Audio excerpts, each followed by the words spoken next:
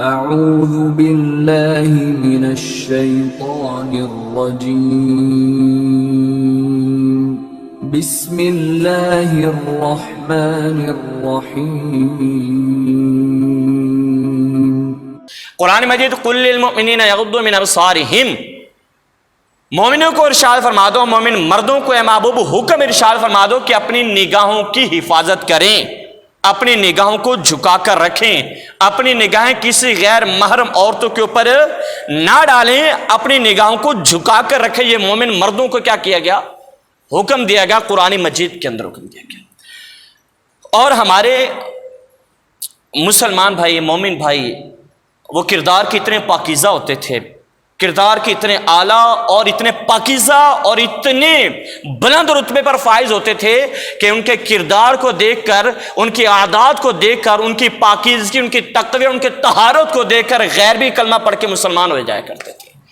اتنی تقوی، اتنی پرہیزگاری اور اتنی نگاہوں کی حفاظت ہوتی تھی کہ غیروں کو بھی پتہ چلتا کہ یہ نگاہوں کا محافظ ہے اور یہ اتنا متقی، اتنا پرہیزگار ہے، تو اس کی پرہیزگاری، ان کی نگاہوں کی حفاظت، ان کا تقوی اور ان کی طہارت، ان کی پاکیزگی اتنی اثر انداز ہوتی تھی کہ غیر بھی کلمہ پڑھ کے مسلمان ہو جایا کرتے تھے۔ شرح الصدور کے اندر علامہ جلال الدین نے بڑا لمبا واقعہ لکھا 3 بھائیوں کا، لیکن میں مختصر کر کے آپ کو بتا دوں۔ 3 بھائی جنگ کے لیے گئے، اور جب جنگ ہوئی نا تو جنگ کے اندر مسلمان قیدی بن گئے، مسلمانوں کو فتح ہوئی، لیکن بہت سارے مسلمانوں کو عیسائیوں نے اپنا قیدی بنا لیا۔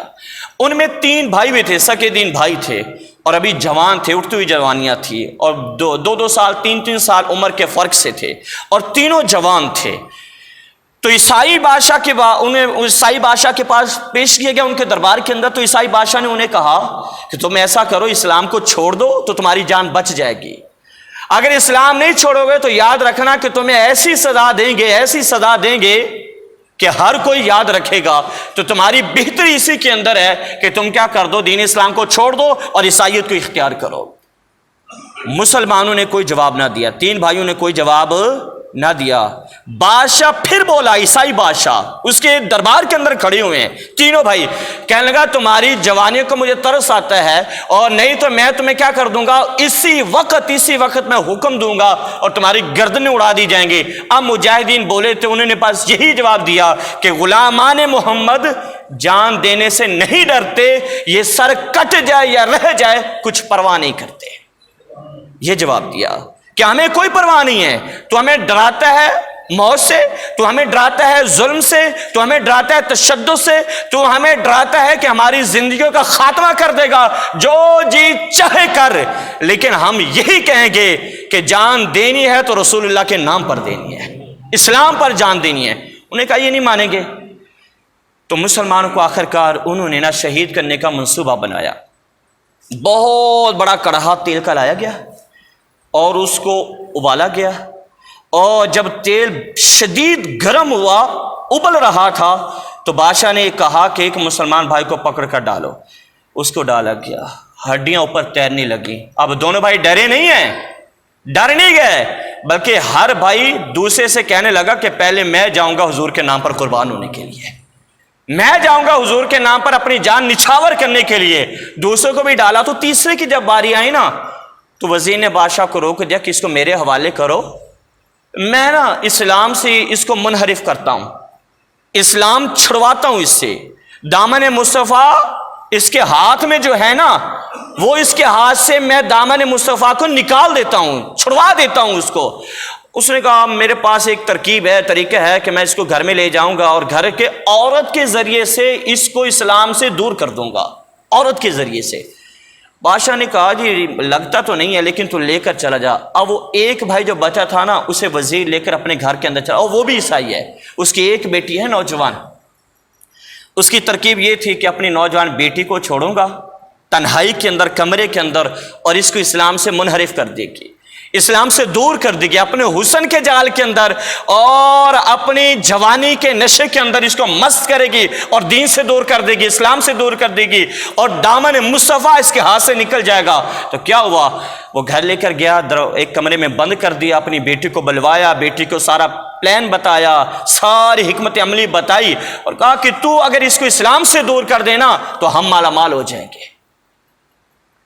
اس نے کہا کوئی بات نہیں، میں اس کو اسلام سے دور کرتی ہوں، اور میری تو جھلک دیکھنے کے لیے ہر بندہ اور پوری عیسائیت بے تاب ہے، تو یہ تو میری ایک جھلک دیکھے گا تو کیا ہو جائے گا، اسلام چھوڑ کر عیسائیت قبول کر لے گا۔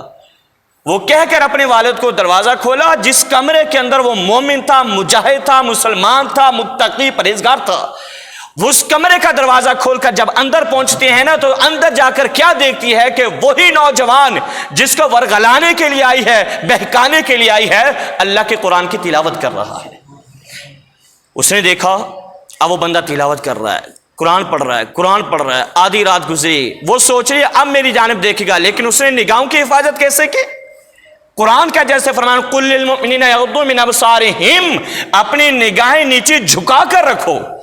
اس نے ایک نظر اس عورت کو نہیں دیکھا، پوری رات گزر گئی، فجر کا ٹائم آ گیا، اس نے اللہ اکبر کیا اور نماز شروع کر دی۔ اس نے وہ واپس کمرے سے باہر، باپ منتظر، باپ کہنے لگا کہ یہ تو کام کر کے آ گئی ہوگی، تو کیا ہوا؟ باپ بیٹے سے پوچھتا کیا بنا؟ کہنے لگے کہ آج اس کی کوئی عبادت کی رات تھی تو اس نے مجھے دیکھا نہیں، کل کی رات میں اسے اسلام سے دور کر دوں گی، اسلام سے منحرف کر دوں گی، اس کی نگاہوں کو میں ناپاک کر دوں گی اور اس کے تقوی کو میں ختم کر دوں گی، کل کی رات کی مجھے مہلت دے دیں۔ اگلی رات آ گئی، دن گزرا، رات آ گئی۔ اب جب رات کو دوبارہ دروازہ کھول کر وہ عورت، وہ لڑکی، عیسائی لڑکی مسلمان کے کمرے کے اندر جاتی ہے تو آج کیا دیکھتی ہے کہ پہلی رات قرآن پڑھ رہا تھا، آج کھڑے ہو کر اللہ کی بارگاہ میں نوافل ادا کر رہا ہے، نوافل ادا کر رہا ہے۔ اب نفل پڑھتا گیا حتیٰ کہ پوری رات گزر گئی، وہ منتظر رہی کہ مجھے ایک نظر دیکھ لے۔ یہ رات بھی گئی، تیسری رات، 40 راتیں گزری، لیکن وہ نوجوان قربان جائیں کہ جس نے اپنی نگاہوں کی اس طرح سے حفاظت کی کہ 40 راتیں گزرنے کے باوجود اس لڑکی کو ایک نظر نہیں دیکھا تھا۔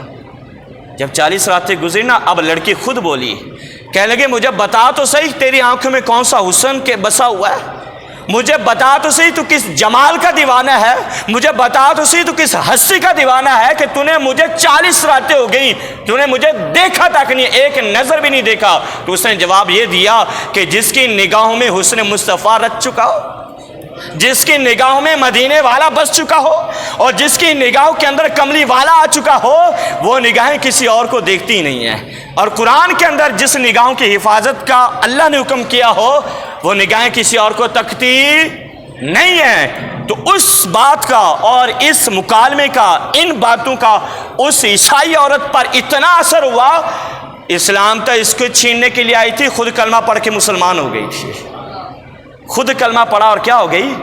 ایسے انہوں نے نظروں کی حفاظت کی۔ کل للمؤمنین یغضوا من ابصارہم، قرآن کہتا ہے کہ اپنی نگاہوں کی کیا کرو؟ حفاظت کرو، اور اپنی نگاہوں کو بچا کر رکھو، کسی غیر محرم کے اوپر نگاہ پڑنی نہیں چاہیے۔